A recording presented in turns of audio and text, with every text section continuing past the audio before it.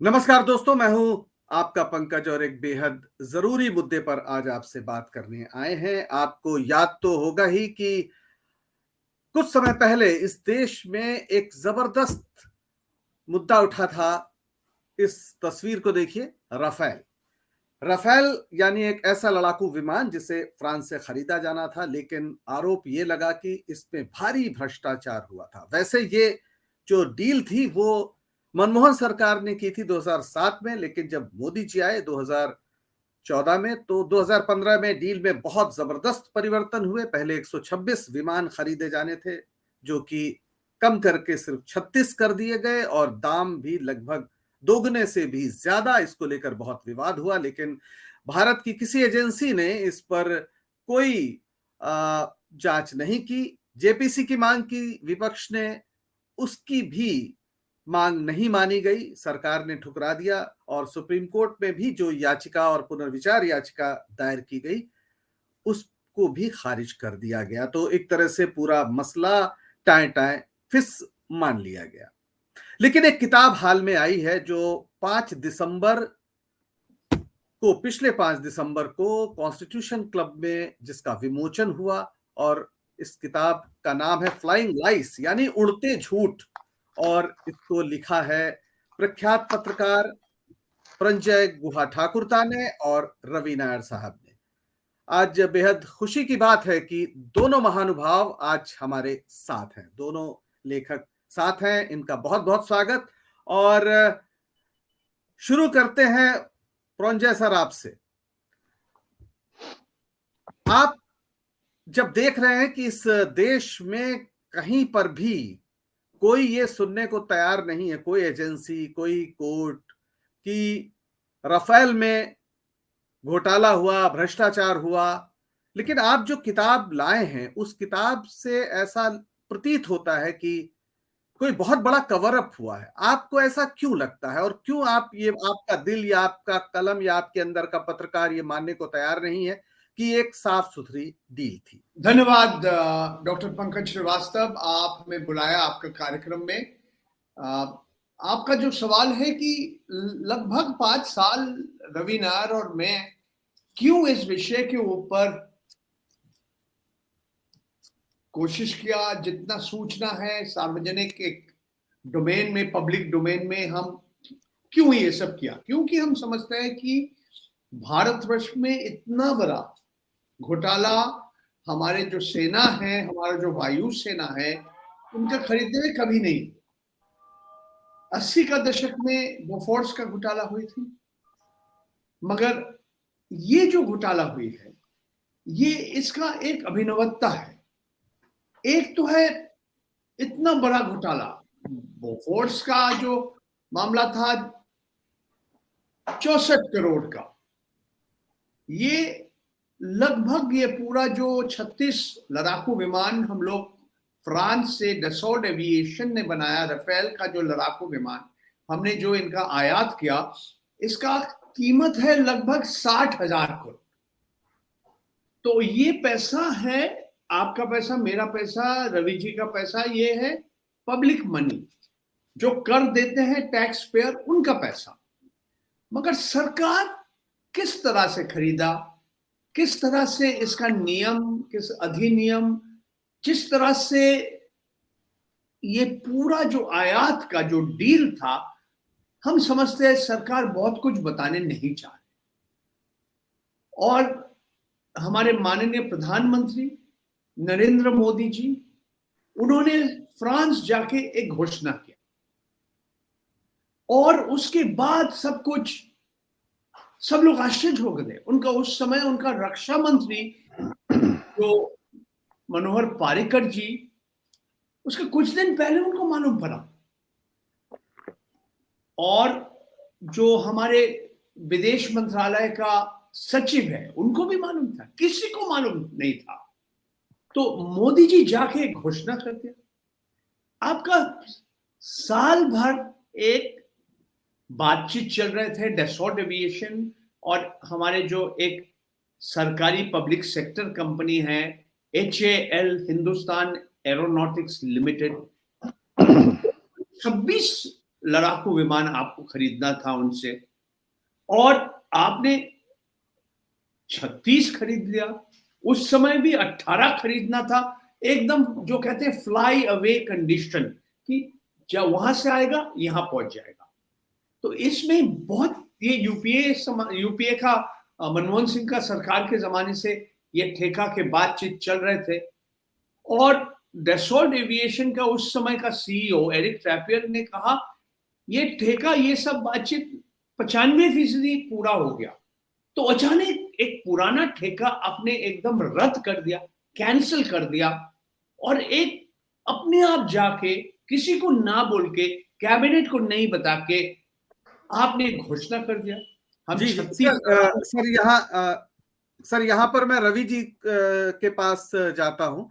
रवि जी, मोदी जी बड़े ताकतवर हैं और इस देश को पहली बार ऐसा एक प्रधानमंत्री बना जिसके इशारे पर पूरा देश चल रहा है। तो मोदी जी ने एक तेजी से एक एक्शन लिया, तो इसमें गड़बड़ी कहाँ आपको नजर आ रही है? पंकज जी, इंडिया में करीब 80 के करीब मंत्रालय है, अलग अलग मंत्रालय है।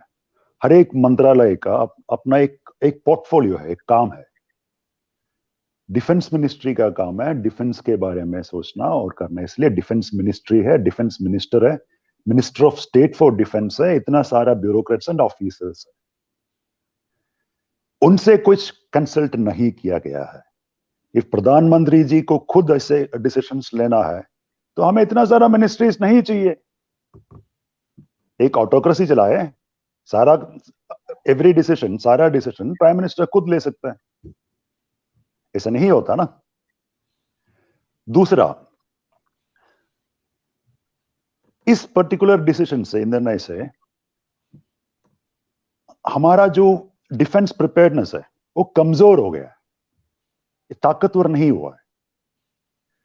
एयरफोर्स को चाहिए था 126 लड़ाकू विमान।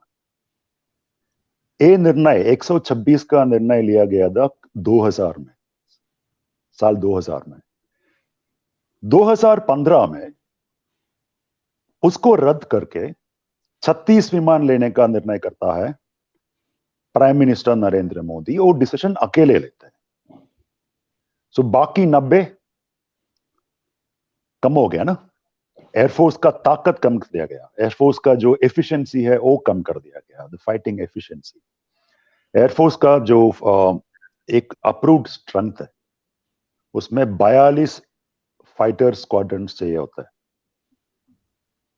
लेकिन हमारे पास अभी है करीब 30। ये 30 भी इसलिए है, करीब 50-60 साल पुराना मिग 21 एयरक्राफ्ट अभी भी है हमारे पास। 126 आने से इनको रिटायर करवाना था, इस ओल्डर एयरक्राफ्ट को रिटायर करना था, लड़ाकू विमानों को रिटायर करवाना था। वो हुआ नहीं। वैसे इतना अच्छा डिसीजन है तो इन्होंने दोबारा एक रिक्वेस्ट फॉर इंफॉर्मेशन डाला था।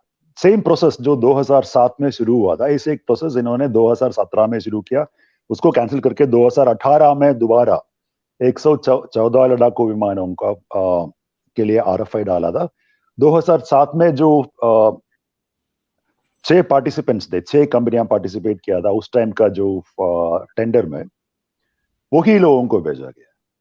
और इसका प्रोसेस में ऐसा होता है, फर्स्ट रिक्वेस्ट फॉर इंफॉर्मेशन होता है, रिक्वेस्ट फॉर इंफॉर्मेशन मिलने के बाद रिक्वेस्ट फॉर प्रपोजल जारी करता है। जब रिक्वेस्ट फॉर प्रपोजल फाइनल होगा फिर इसका टेस्टिंग होगा, फिर इसका डिसीजन होगा, नेगोशिएशंस होगा, फिर डिसीजन होगा। सो मोदी जी के अनाउंसमेंट के बाद 7 साल बीत चुका है, 7.5 साल बीत चुका है, अभी तक और कुछ आया नहीं है ना। ये 36 ही आया है जी बिल्कुल। तो 36 भी अभी जो लास्ट वाला अभी आया है। ये घोटाला क्यों एक आश्चर्य घोटाला है?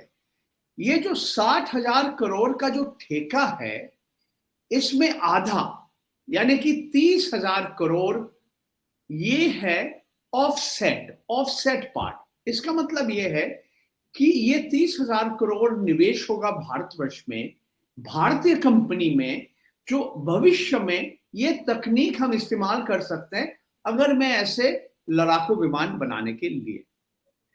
सबसे आश्चर्य बात है, ये जो 30,000 करोड़ का ठेका एक ग्रुप को मिला है, अनिल धीरूभाई अंबानी ग्रुप, जो इससे पहले लड़ाकू विमान कभी नहीं बनाया। और ये ग्रुप के अंदर जो कंपनी है, इनका स्थिति बहुत ही खराब है, कर्ज में डूबे हुए है।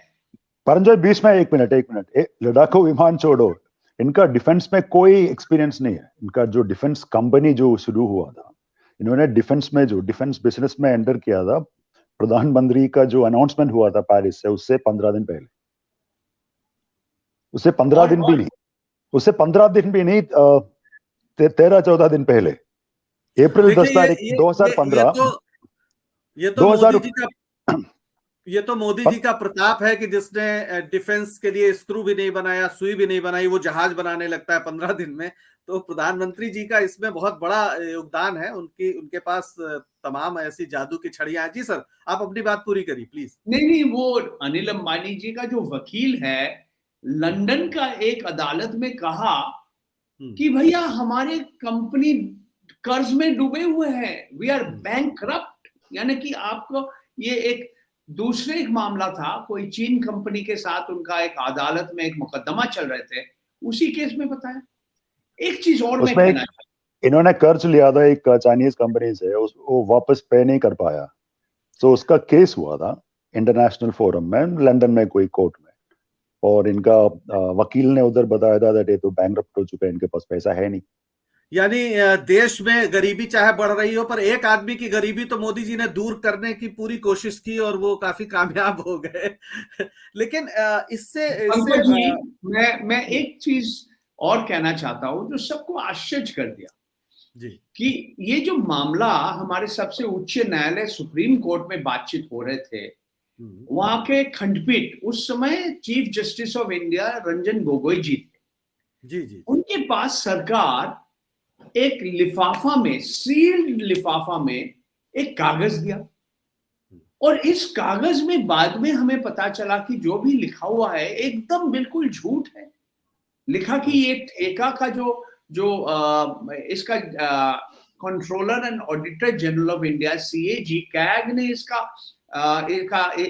रिपोर्ट तैयार किया, और एक सरकारी एक हमारे सांसदों का एक समिति है, पब्लिक अकाउंट्स कमेटी, उनको दिया और उसमें से कुछ चीज निकाल के दिया, मगर ये बिल्कुल झूठ था। और फिर बाद में सुप्रीम कोर्ट का राय आने के बाद सरकार इसको बोला कि नहीं, ये बदल दो। आपका व्याकरण शायद हमारे जज साहब का कमजोरी था या क्या, तो हमें पता नहीं, पूरा जजमेंट में ये लाइन उन्होंने बदल दिया, क्योंकि उसको मालूम पड़ा कि जज साहब या जज का जो खंडपीठ है पढ़ के जैसा था ऐसे ही लगा दिया, मगर उसमें सच नहीं था। तो ये बहुत आश्चर्य चीज हो गया।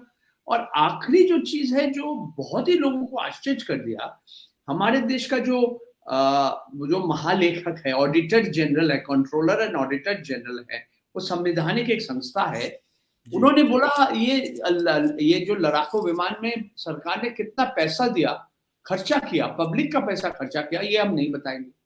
मगर जब उनका रिपोर्ट आया, हमने देखा कि 11 ऐसे केस था जो विदेश से हमने आयात किया, हमारे जो सेनाओं के लिए अलग अलग चीजें, हमारे एयरफोर्स के लिए, वायुसेना के लिए, और वायुसेना के लिए हमने 10-10 जो ठेका था उसके बारीकी से एकदम आखिरी लाख, आखिरी 10,000 तक उन्होंने बता दिया।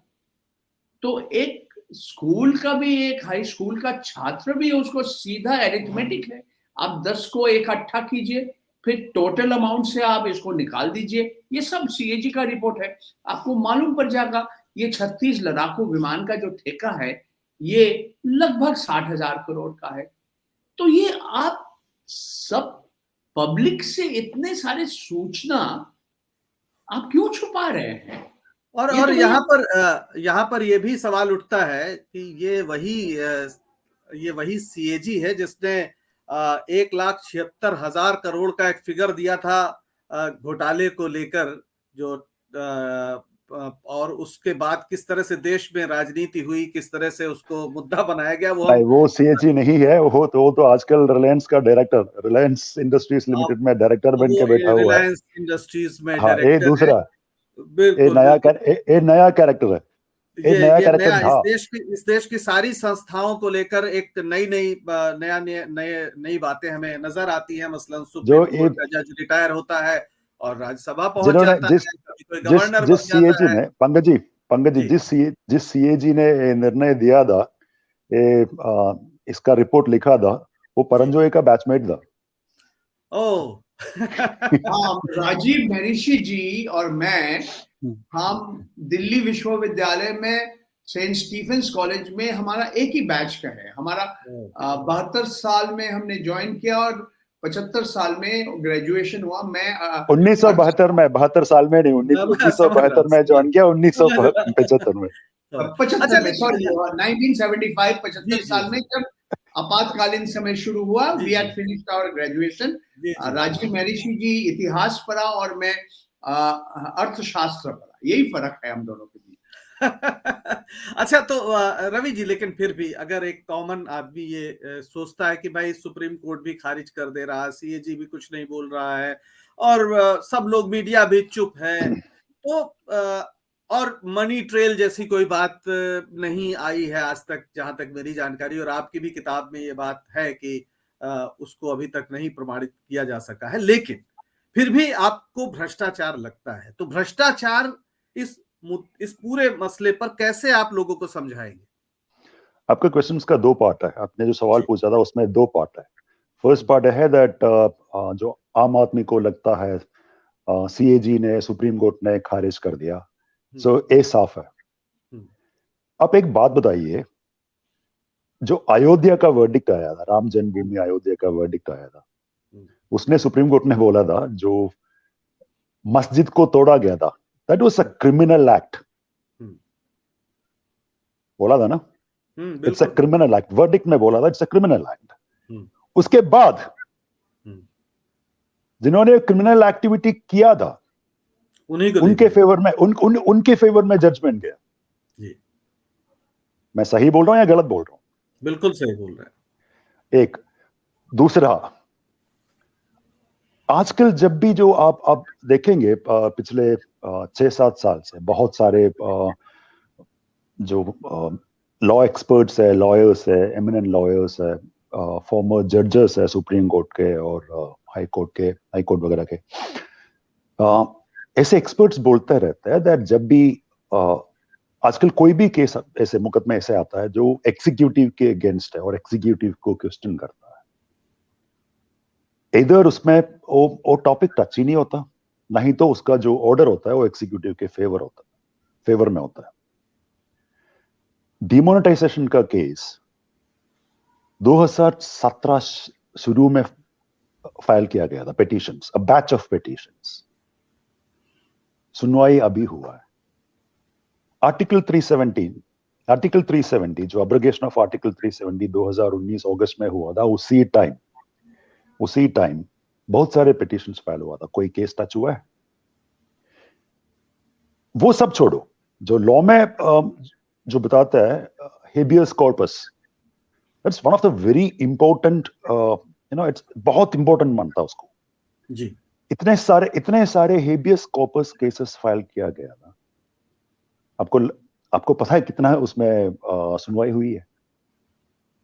नहीं। सो नथिंग, कुछ हुआ नहीं है।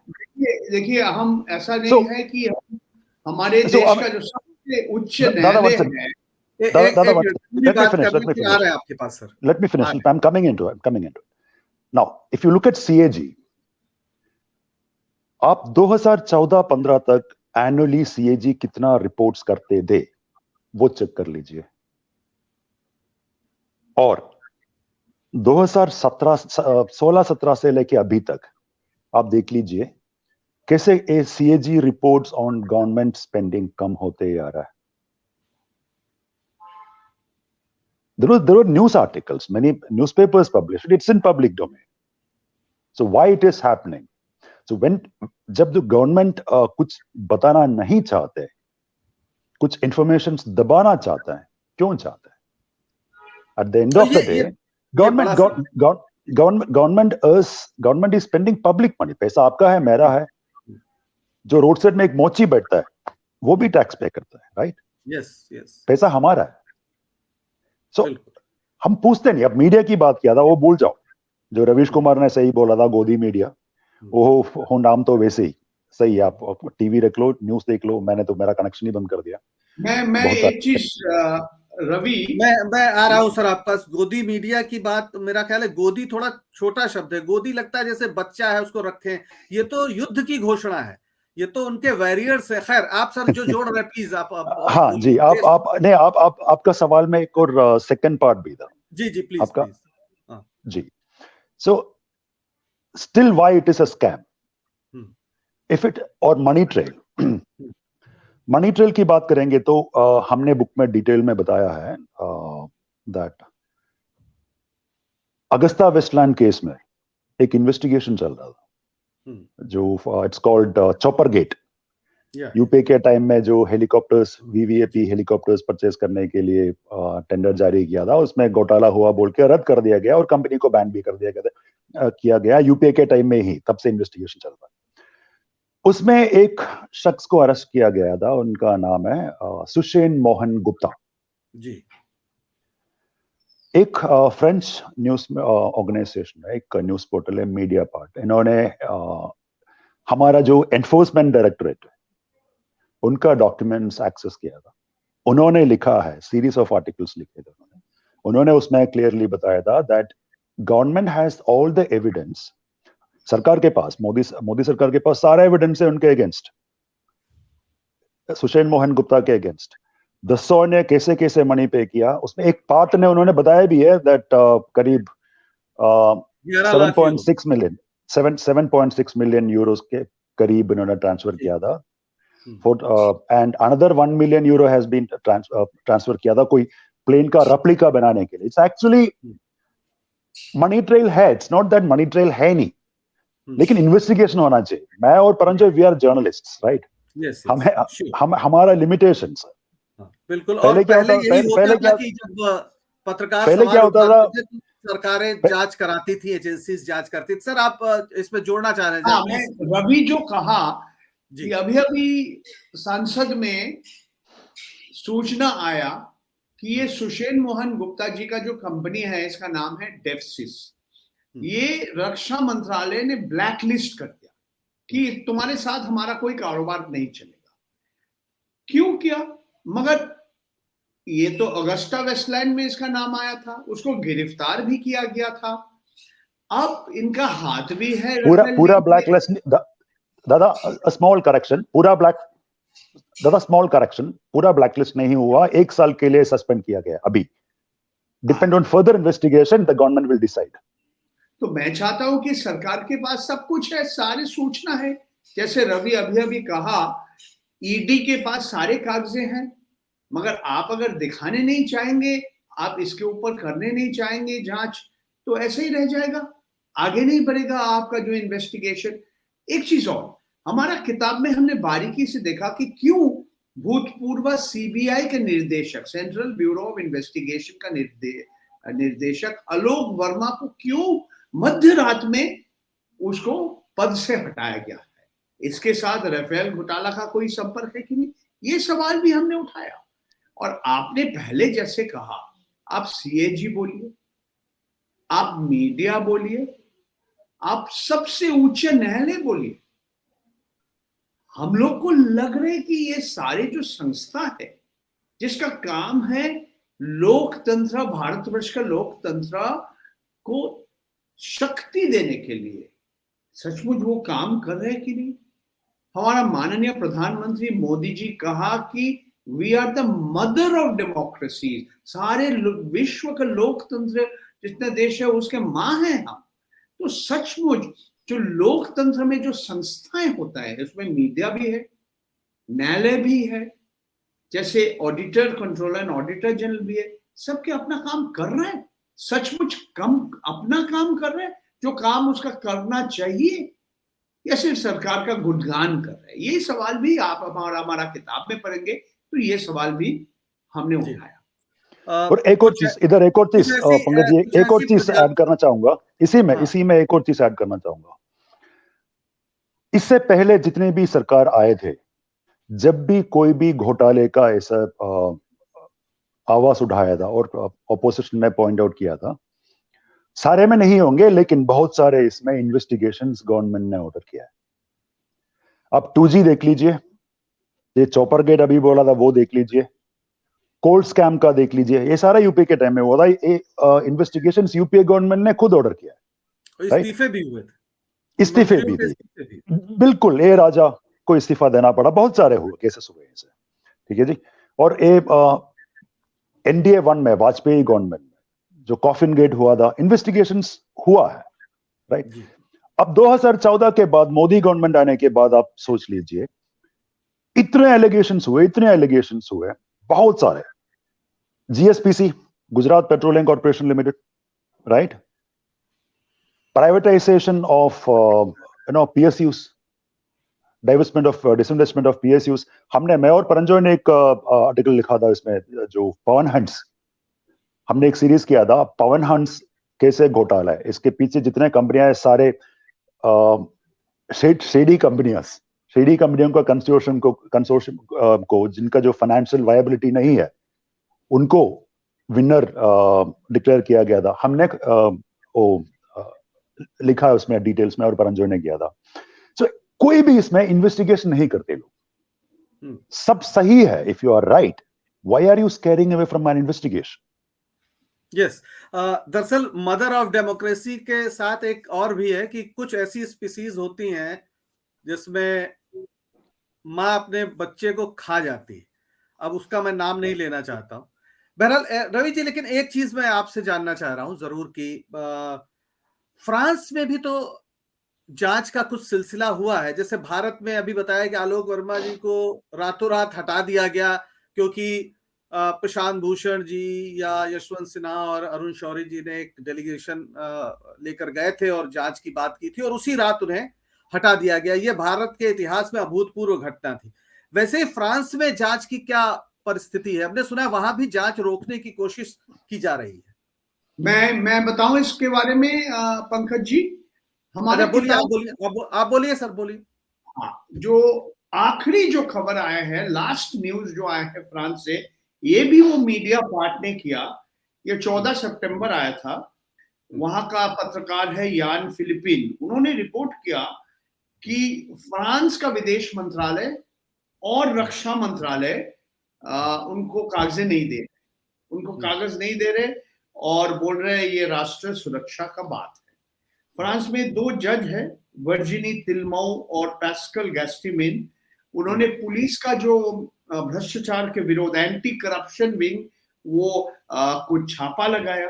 डसॉल्ट एविएशन का दफ्तर में चला गया, उसका भूतपूर्व CEO एरिक ट्रैपियर के घर पे पहुंचा।